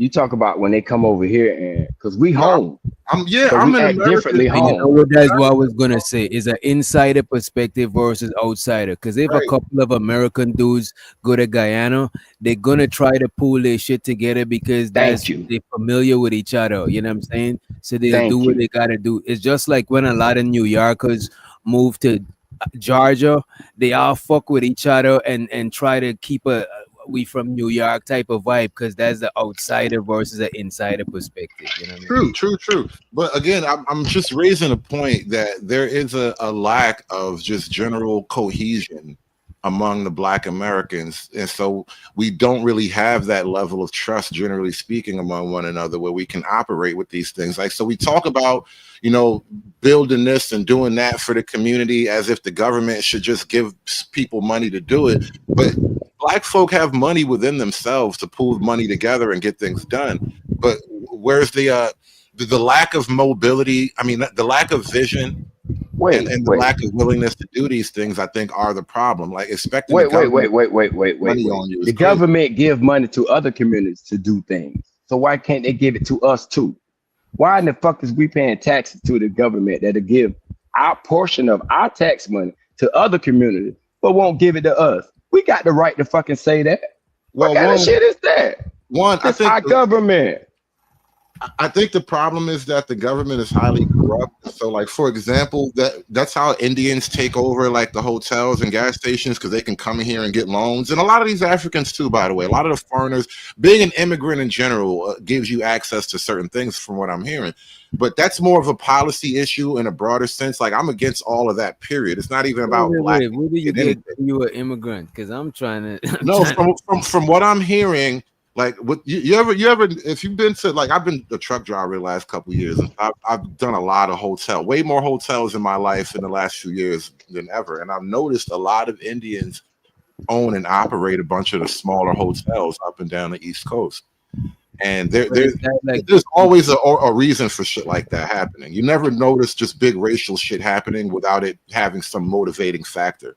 And there's like policy things being put in place to allow these people to get access to shit. And there's a little bit of scamming going on with the Indians. Like, they'll come What I would say what I would say about Muslim people is part of their religion to help each other. So when they come over, they work for each other and stuff like that. And a lot of people don't got their papers too. So the only people they could work for is each other. So to get like cheap labor, almost free labor, a lot of people go ahead and open a business rather than get a job. Who knows? And a lot of people that come to America don't be like where I'm from. Only certain people like me come to America. The majority of people that come over here is government official, family, and people who got means and stuff like that. It's only a few regular people be coming over here. So a lot of people, they already got their money and they plan when they come here to do shit. You know what I mean? Not only that, though, dog, it'd be beneficial for this country not to treat people that come from other countries like niggas. Why? Because we do trade with those countries. So those countries look at our country, be like, hold on. When my people go to your country, you treat them like fucking dogs. No, you can't get our minerals. No, you can't get this. They have a government that represent them. The government that should be representing us is the ones who fucking attacking us. What the fuck? You see what I'm saying? So it's gonna be different. That's why they can come and get that shit. And when they gather together to the people over here, our government, that's not a threat. But if black people gather together, oh no, that's a threat. They sending all kind of agents in there to break that shit up. They gonna do all kind of crazy shit. It's a threat, bro. That's why hood conservative and educated black cats can't get together, and they try to start a bank. They gonna do everything they can to stop it. Oh shit, I sound educated to you. That's dope. Yeah, dog, you do. I'm gonna give you props on that. I ain't gonna hate on you because you black, bro. I love black people. Nah. Really, let me say this because I'm about to get out of here. But let me just say this: I think way too much of like black political thought and conversation is kind of anchored at like the civil rights prism. We keep seeing through the lens of like master slave or some shit like that. And I don't think that's a helpful dynamic going forward. Like at a certain point, we got to like drop the revolution and look forward to something else because it's not really what we need right now. Maybe you can make the argument that was the energy that we needed once upon a time, but we can't fight tomorrow's war with yesterday's like battle plans, you know? But it's happening now though, dog, because you'll get denied. All right, put it like this here. Where I live at, most of the things in my neighborhood was owned by black people, right? So now we see hear the chatter that, oh, because them niggas in front of that store, like say a corner store, right? So the niggas in front of the corner store selling drugs, right? So they used to, when the black man owned it, he got to try to move the niggas from off the corner. He need to clean up his store. He need to keep it tidy. And if he didn't, they lost the store because, you know, the health people come in, shut it down and all of this shit. So now the Cubans move in. Same niggas in front of the stove, selling dope, the same trash on the floor. The stove still look the same, and yet he's still in there owning that stove. Why the government didn't crack down on him? Why they didn't tell him, you need to clean up around your store. You need to paint your store. You need to get these niggas from in front of your store. They don't do that to them. They only do it to us, bro. And they did it just to use that as an excuse to take that fucking business. You don't need a business. You need to come work for us. You don't need to have your own shit. And this shit, and it happens on the upper levels too. When these niggas try to get into the sports world, want to get their own sports team, and them people ain't having that. Some people gonna do everything in their power to stop that shit, bro. Because now we don't need them. Because we know in order to survive in this country, we don't need white people. They need us. And once we go to acting like we don't need them, they're gonna throw a monkey wrench in that shit, bro. And they do it in subtle ways where you can't see it, but it's there. And I feel like that because, bro, I really do believe in black people, bro, especially our educated class, bro. And I'm looking like, how come they don't own a whole bunch of shit? Why they not running shit? Especially it got to be some racism shit.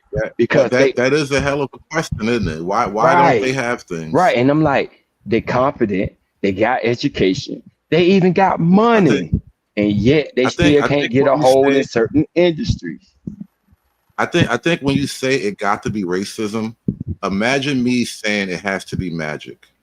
But magic ain't real. Racism is. You know, there's people that tell you racism ain't real too, but we're not gonna do that tonight. I just wanted to play with your mind for a minute. Just imagine me saying that you know it's because of magic. But racism is real, bro. That shit. Magic is real too. Let me just. Oh, you see, there it is. There we go. Listen, this has been great. I gotta get up out of here, man. I'm gonna get chopped up later. All right, for sure, Hood, man. Good chopping it up with you, bro. All right, bro. Later, y'all. Yes, sir.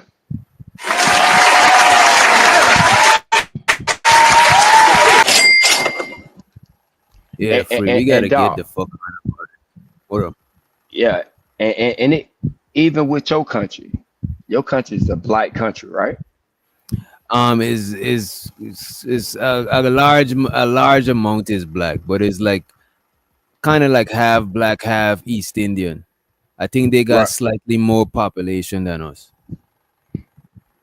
All right, as far as the power structure go, is it East Indian people or more black people? They got the most power in politics and all of that shit. They try to right now. Actually, this is an election year, and is a lot of wild shit going on. But the government that's in power, they've been in power for years, and they're not trying to let go. That shit is corrupt as fuck, bro. They be deleting people just to stay in power. But it's East Indians from the Middle East. All right, now, all right. Well, I'll take your country. I'm gonna say Haiti and Jamaica, two black countries we know ran by black people, right? Yeah. The white countries put restrictions on them. They can't get certain shit imported into their country, and they can't export certain shit unless the white people tell them to. That's fucked up.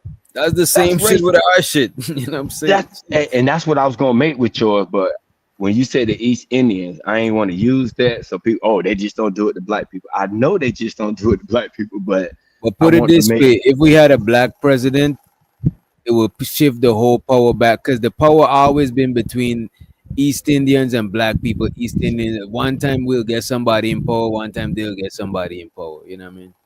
Right. So those islands can't grow if you can't get the right material to grow with. You know, and it's the same thing in that neighborhood, or not even if you outside of the neighborhood. See, that's why I always take it out the hood, because if the only thing the person got that's outside of the hood versus somebody inside the hood, it's just more money. Other than that, you ain't no different from a nigga in the hood. You know what I'm saying? You just got more money, and your money, other than to somebody in the hood, don't mean shit in this country. Because other people with money, shit, if some white boys want to get together and start their own fucking studio, they ain't got to go through all them hoops and shit that we got to. We got to go through them hoops. That's why you only see one Tyler Perry studio. Well, I ain't gonna say it could be more than one, but you may not hear the name, so I don't really want to like put a pin in. But when I'm saying out of our competent black people, we're gonna take away from the income, because they use them as an excuse of why we don't grow. And we already earlier discussed that that's the minority of us. So the majority of us should be competent. Why they not growing? They competent. They got all their shit together. Why they ain't running shit? Why they ain't controlling shit? And then they say there ain't no racism. Got to be. What else stopping them? What's stopping us from owning our own networks, owning our own sports team? You know, building a building that's taller than 40 fucking stories. To me, what it usually be is like, if you, like most black people, like Ice Cube and certain people, Master P and certain people, they become successful by having a bunch of small shit than having one big shit that draw a lot of attention. It's just like if you hustling, you know what I'm saying? If you start doing a little too much, you're gonna have all kinds of eyes on you. So you might want to diversify your bread and invest in a car wash or a car, you know what I'm saying? Have some other shit going on, and then have a bunch of shit going on, then have all your bread in one place, and then you become a target. You know what I mean? Right. So that's the way we have to. That's the way we as black people have to operate. Why? Because of the thing called racism. Other people don't have to do that. If they want to go big, they can go fucking big, as long as they got the capital to go big. Now, just because they go big don't mean they're gonna be successful, but at least they get the chance to go big. That is what I'm saying. We got to go through we got to, you know, okay, I got to have this little bit of shit there so they don't see me and this, because we know the truth. We know if majority of the rich black people in this country got together, was like, you know what? Because it's over 1 million black people in this country that got more than $1 million. I think, or more than, I forgot it is, but it's 1 million.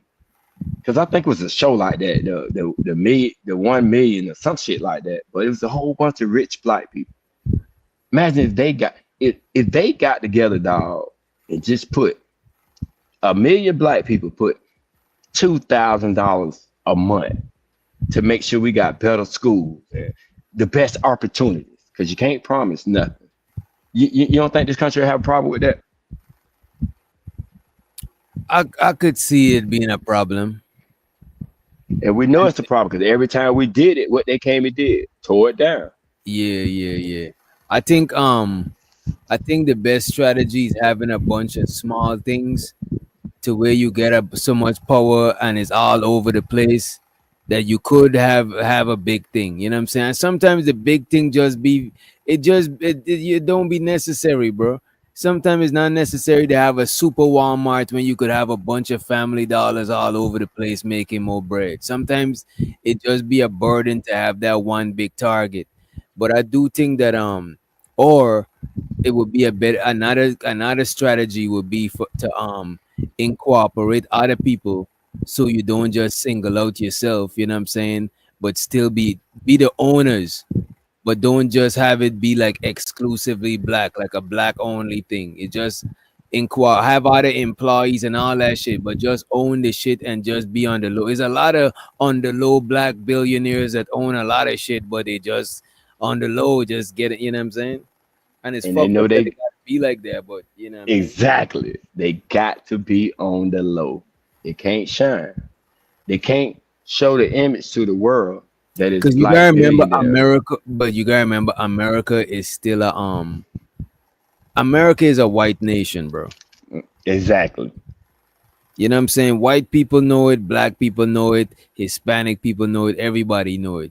So to keep the image, like if you go in China, they not but to let a black person do too much, bro.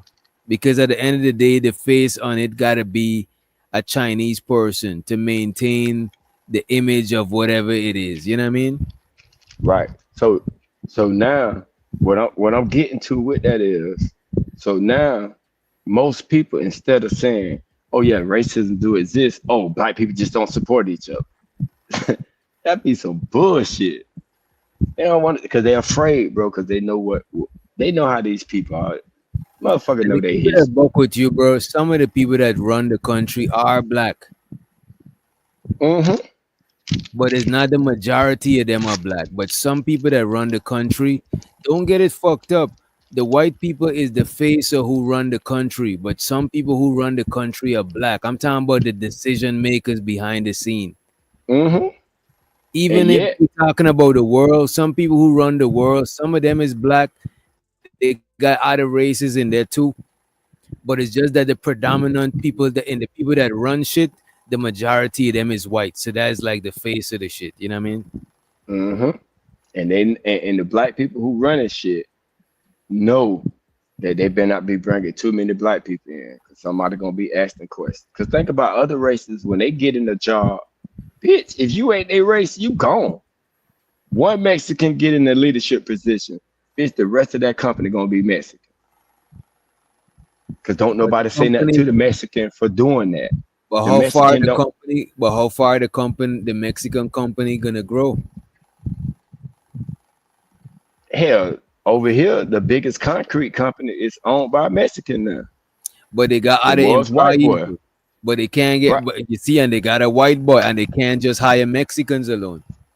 Ooh, what? You must ain't never been on. Well, have you been on a construction site? Yeah, I worked construction before a couple of times. And who the met most people on the construction site now? It do be this is what I'm saying is the most, but I was still working there. You know what I'm saying? But I ain't gonna hold you because it was my friend Pop. He was the one that had the contract and shit, and he Mexican. So I was over there with him. You know what I'm saying? But I seen white boys and I seen other black dudes. You know what I mean? Right. It's not like Mexican was the only race of people over there. No, I'm not saying the only, but they're the majority, right? Yeah, because it's owned by them, and I wouldn't knock I wouldn't knock a black person for hiring mostly black people.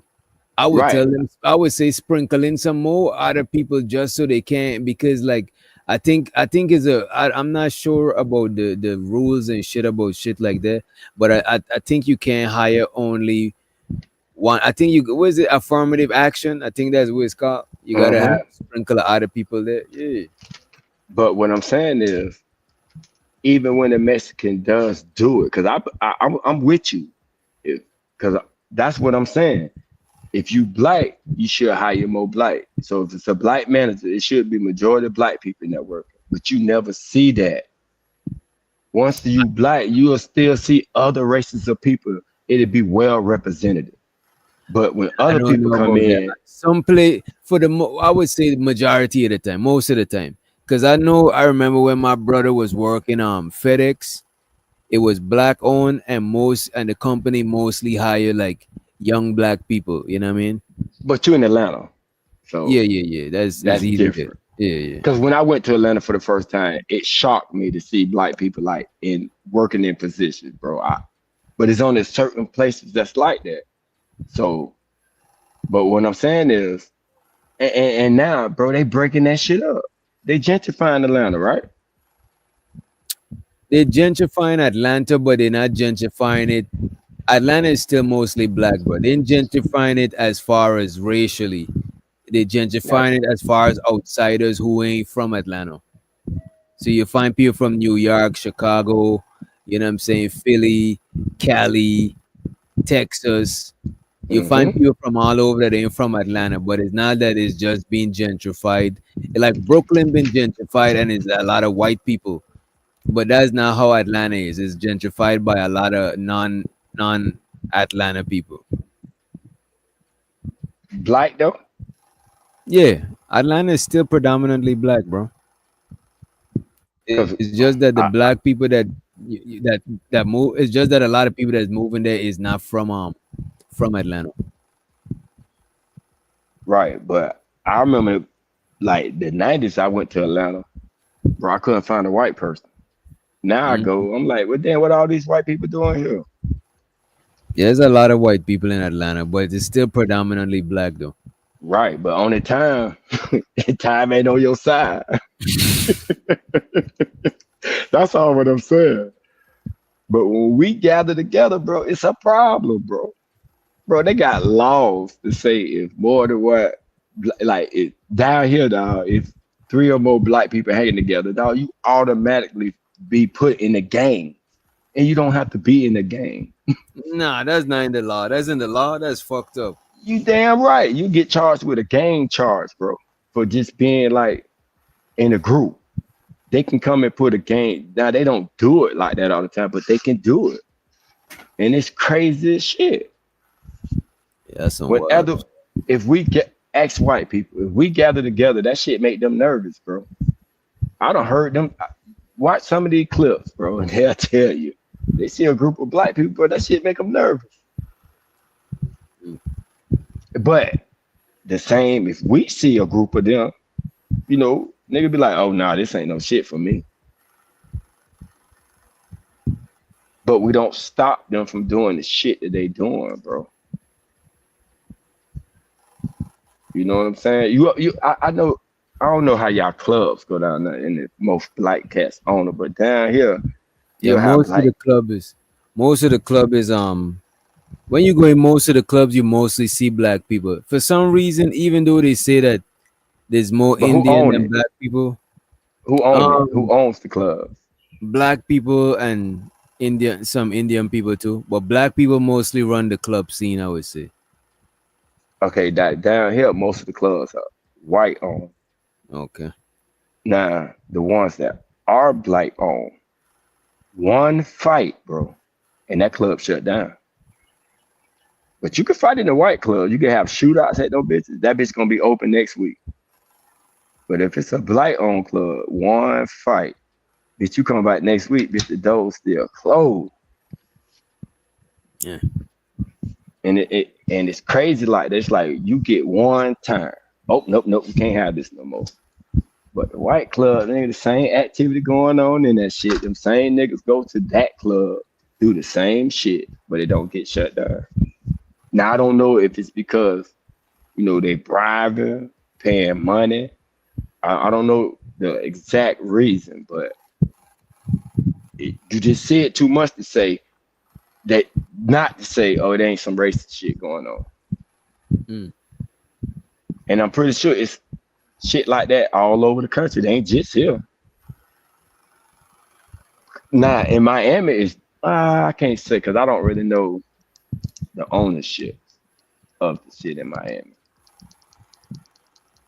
And kind of in Miami, like it used to be, like the Cubans took over down there. But I don't think because there's a lot of racism, but I don't think that black people will benefit, right, from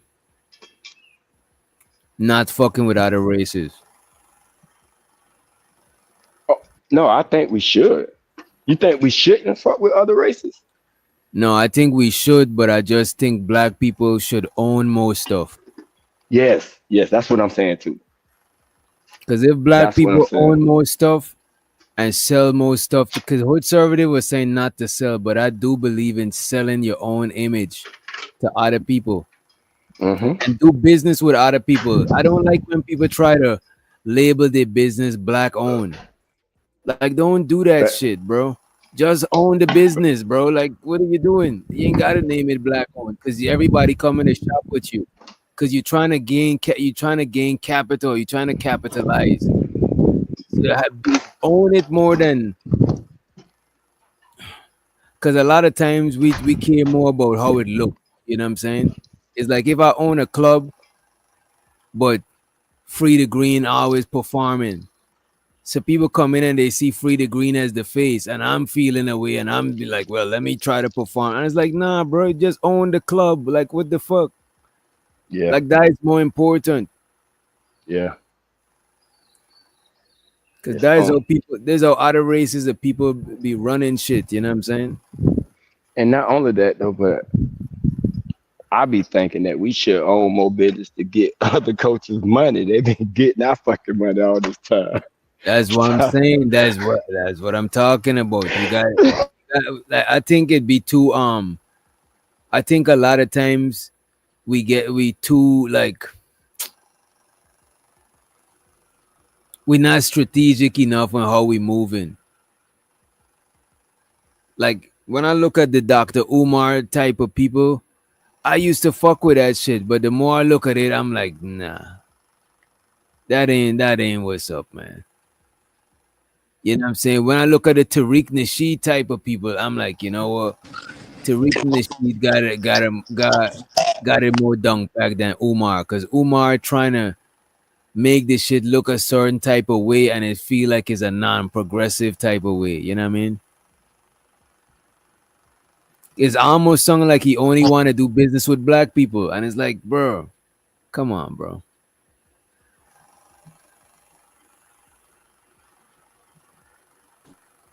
I think you just dropped that. Which one dropped? This one is you. Oh yeah.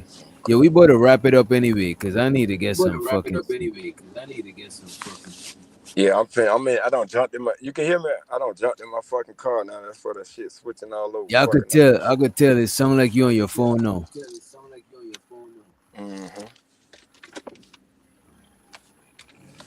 Yeah, Umar is definitely a phone. Plantation. Yeah, I gotta go and get me some steak. Umar fucked up now. Yeah, you gotta get like me. This nigga gets just wake back up. I'm alive again. Nigga took a nap like since, bro. You know that Blanco was up here. That's probably when you went to sleep. Yeah. I ain't fighting for no damn mic. I ain't fighting for no mic. Yeah, damn. Look at this degenerate nigga Vato. The nigga said bust a line, Doc, and keep it going. Cocaine on a Monday morning. Listen to this guy. Oh, come on. A real mix. Vato a real amigo. I ain't gonna hold you. That's all my partners. Them allegedly give it up. Them niggas will party all night and still go to work, and you wonder why. That's the secret ingredients, bro. Bust out a line and get shit popping. Somebody got an echo. Oh, that was free. Oh, okay. But we better get out of here anyway, man. We better get on out of here. Leave y'all with some music. I was about to fire up the other. Nah, I'm about to just get me some sleep, bro. Should I do it? I do need my watch hours. Fire that jank up, man. Fire it up over there. So you can be over there for a little while before you do what you got to do. Yeah, let me do that. I want to get them out. Hey man, Don't let nobody steal your joy.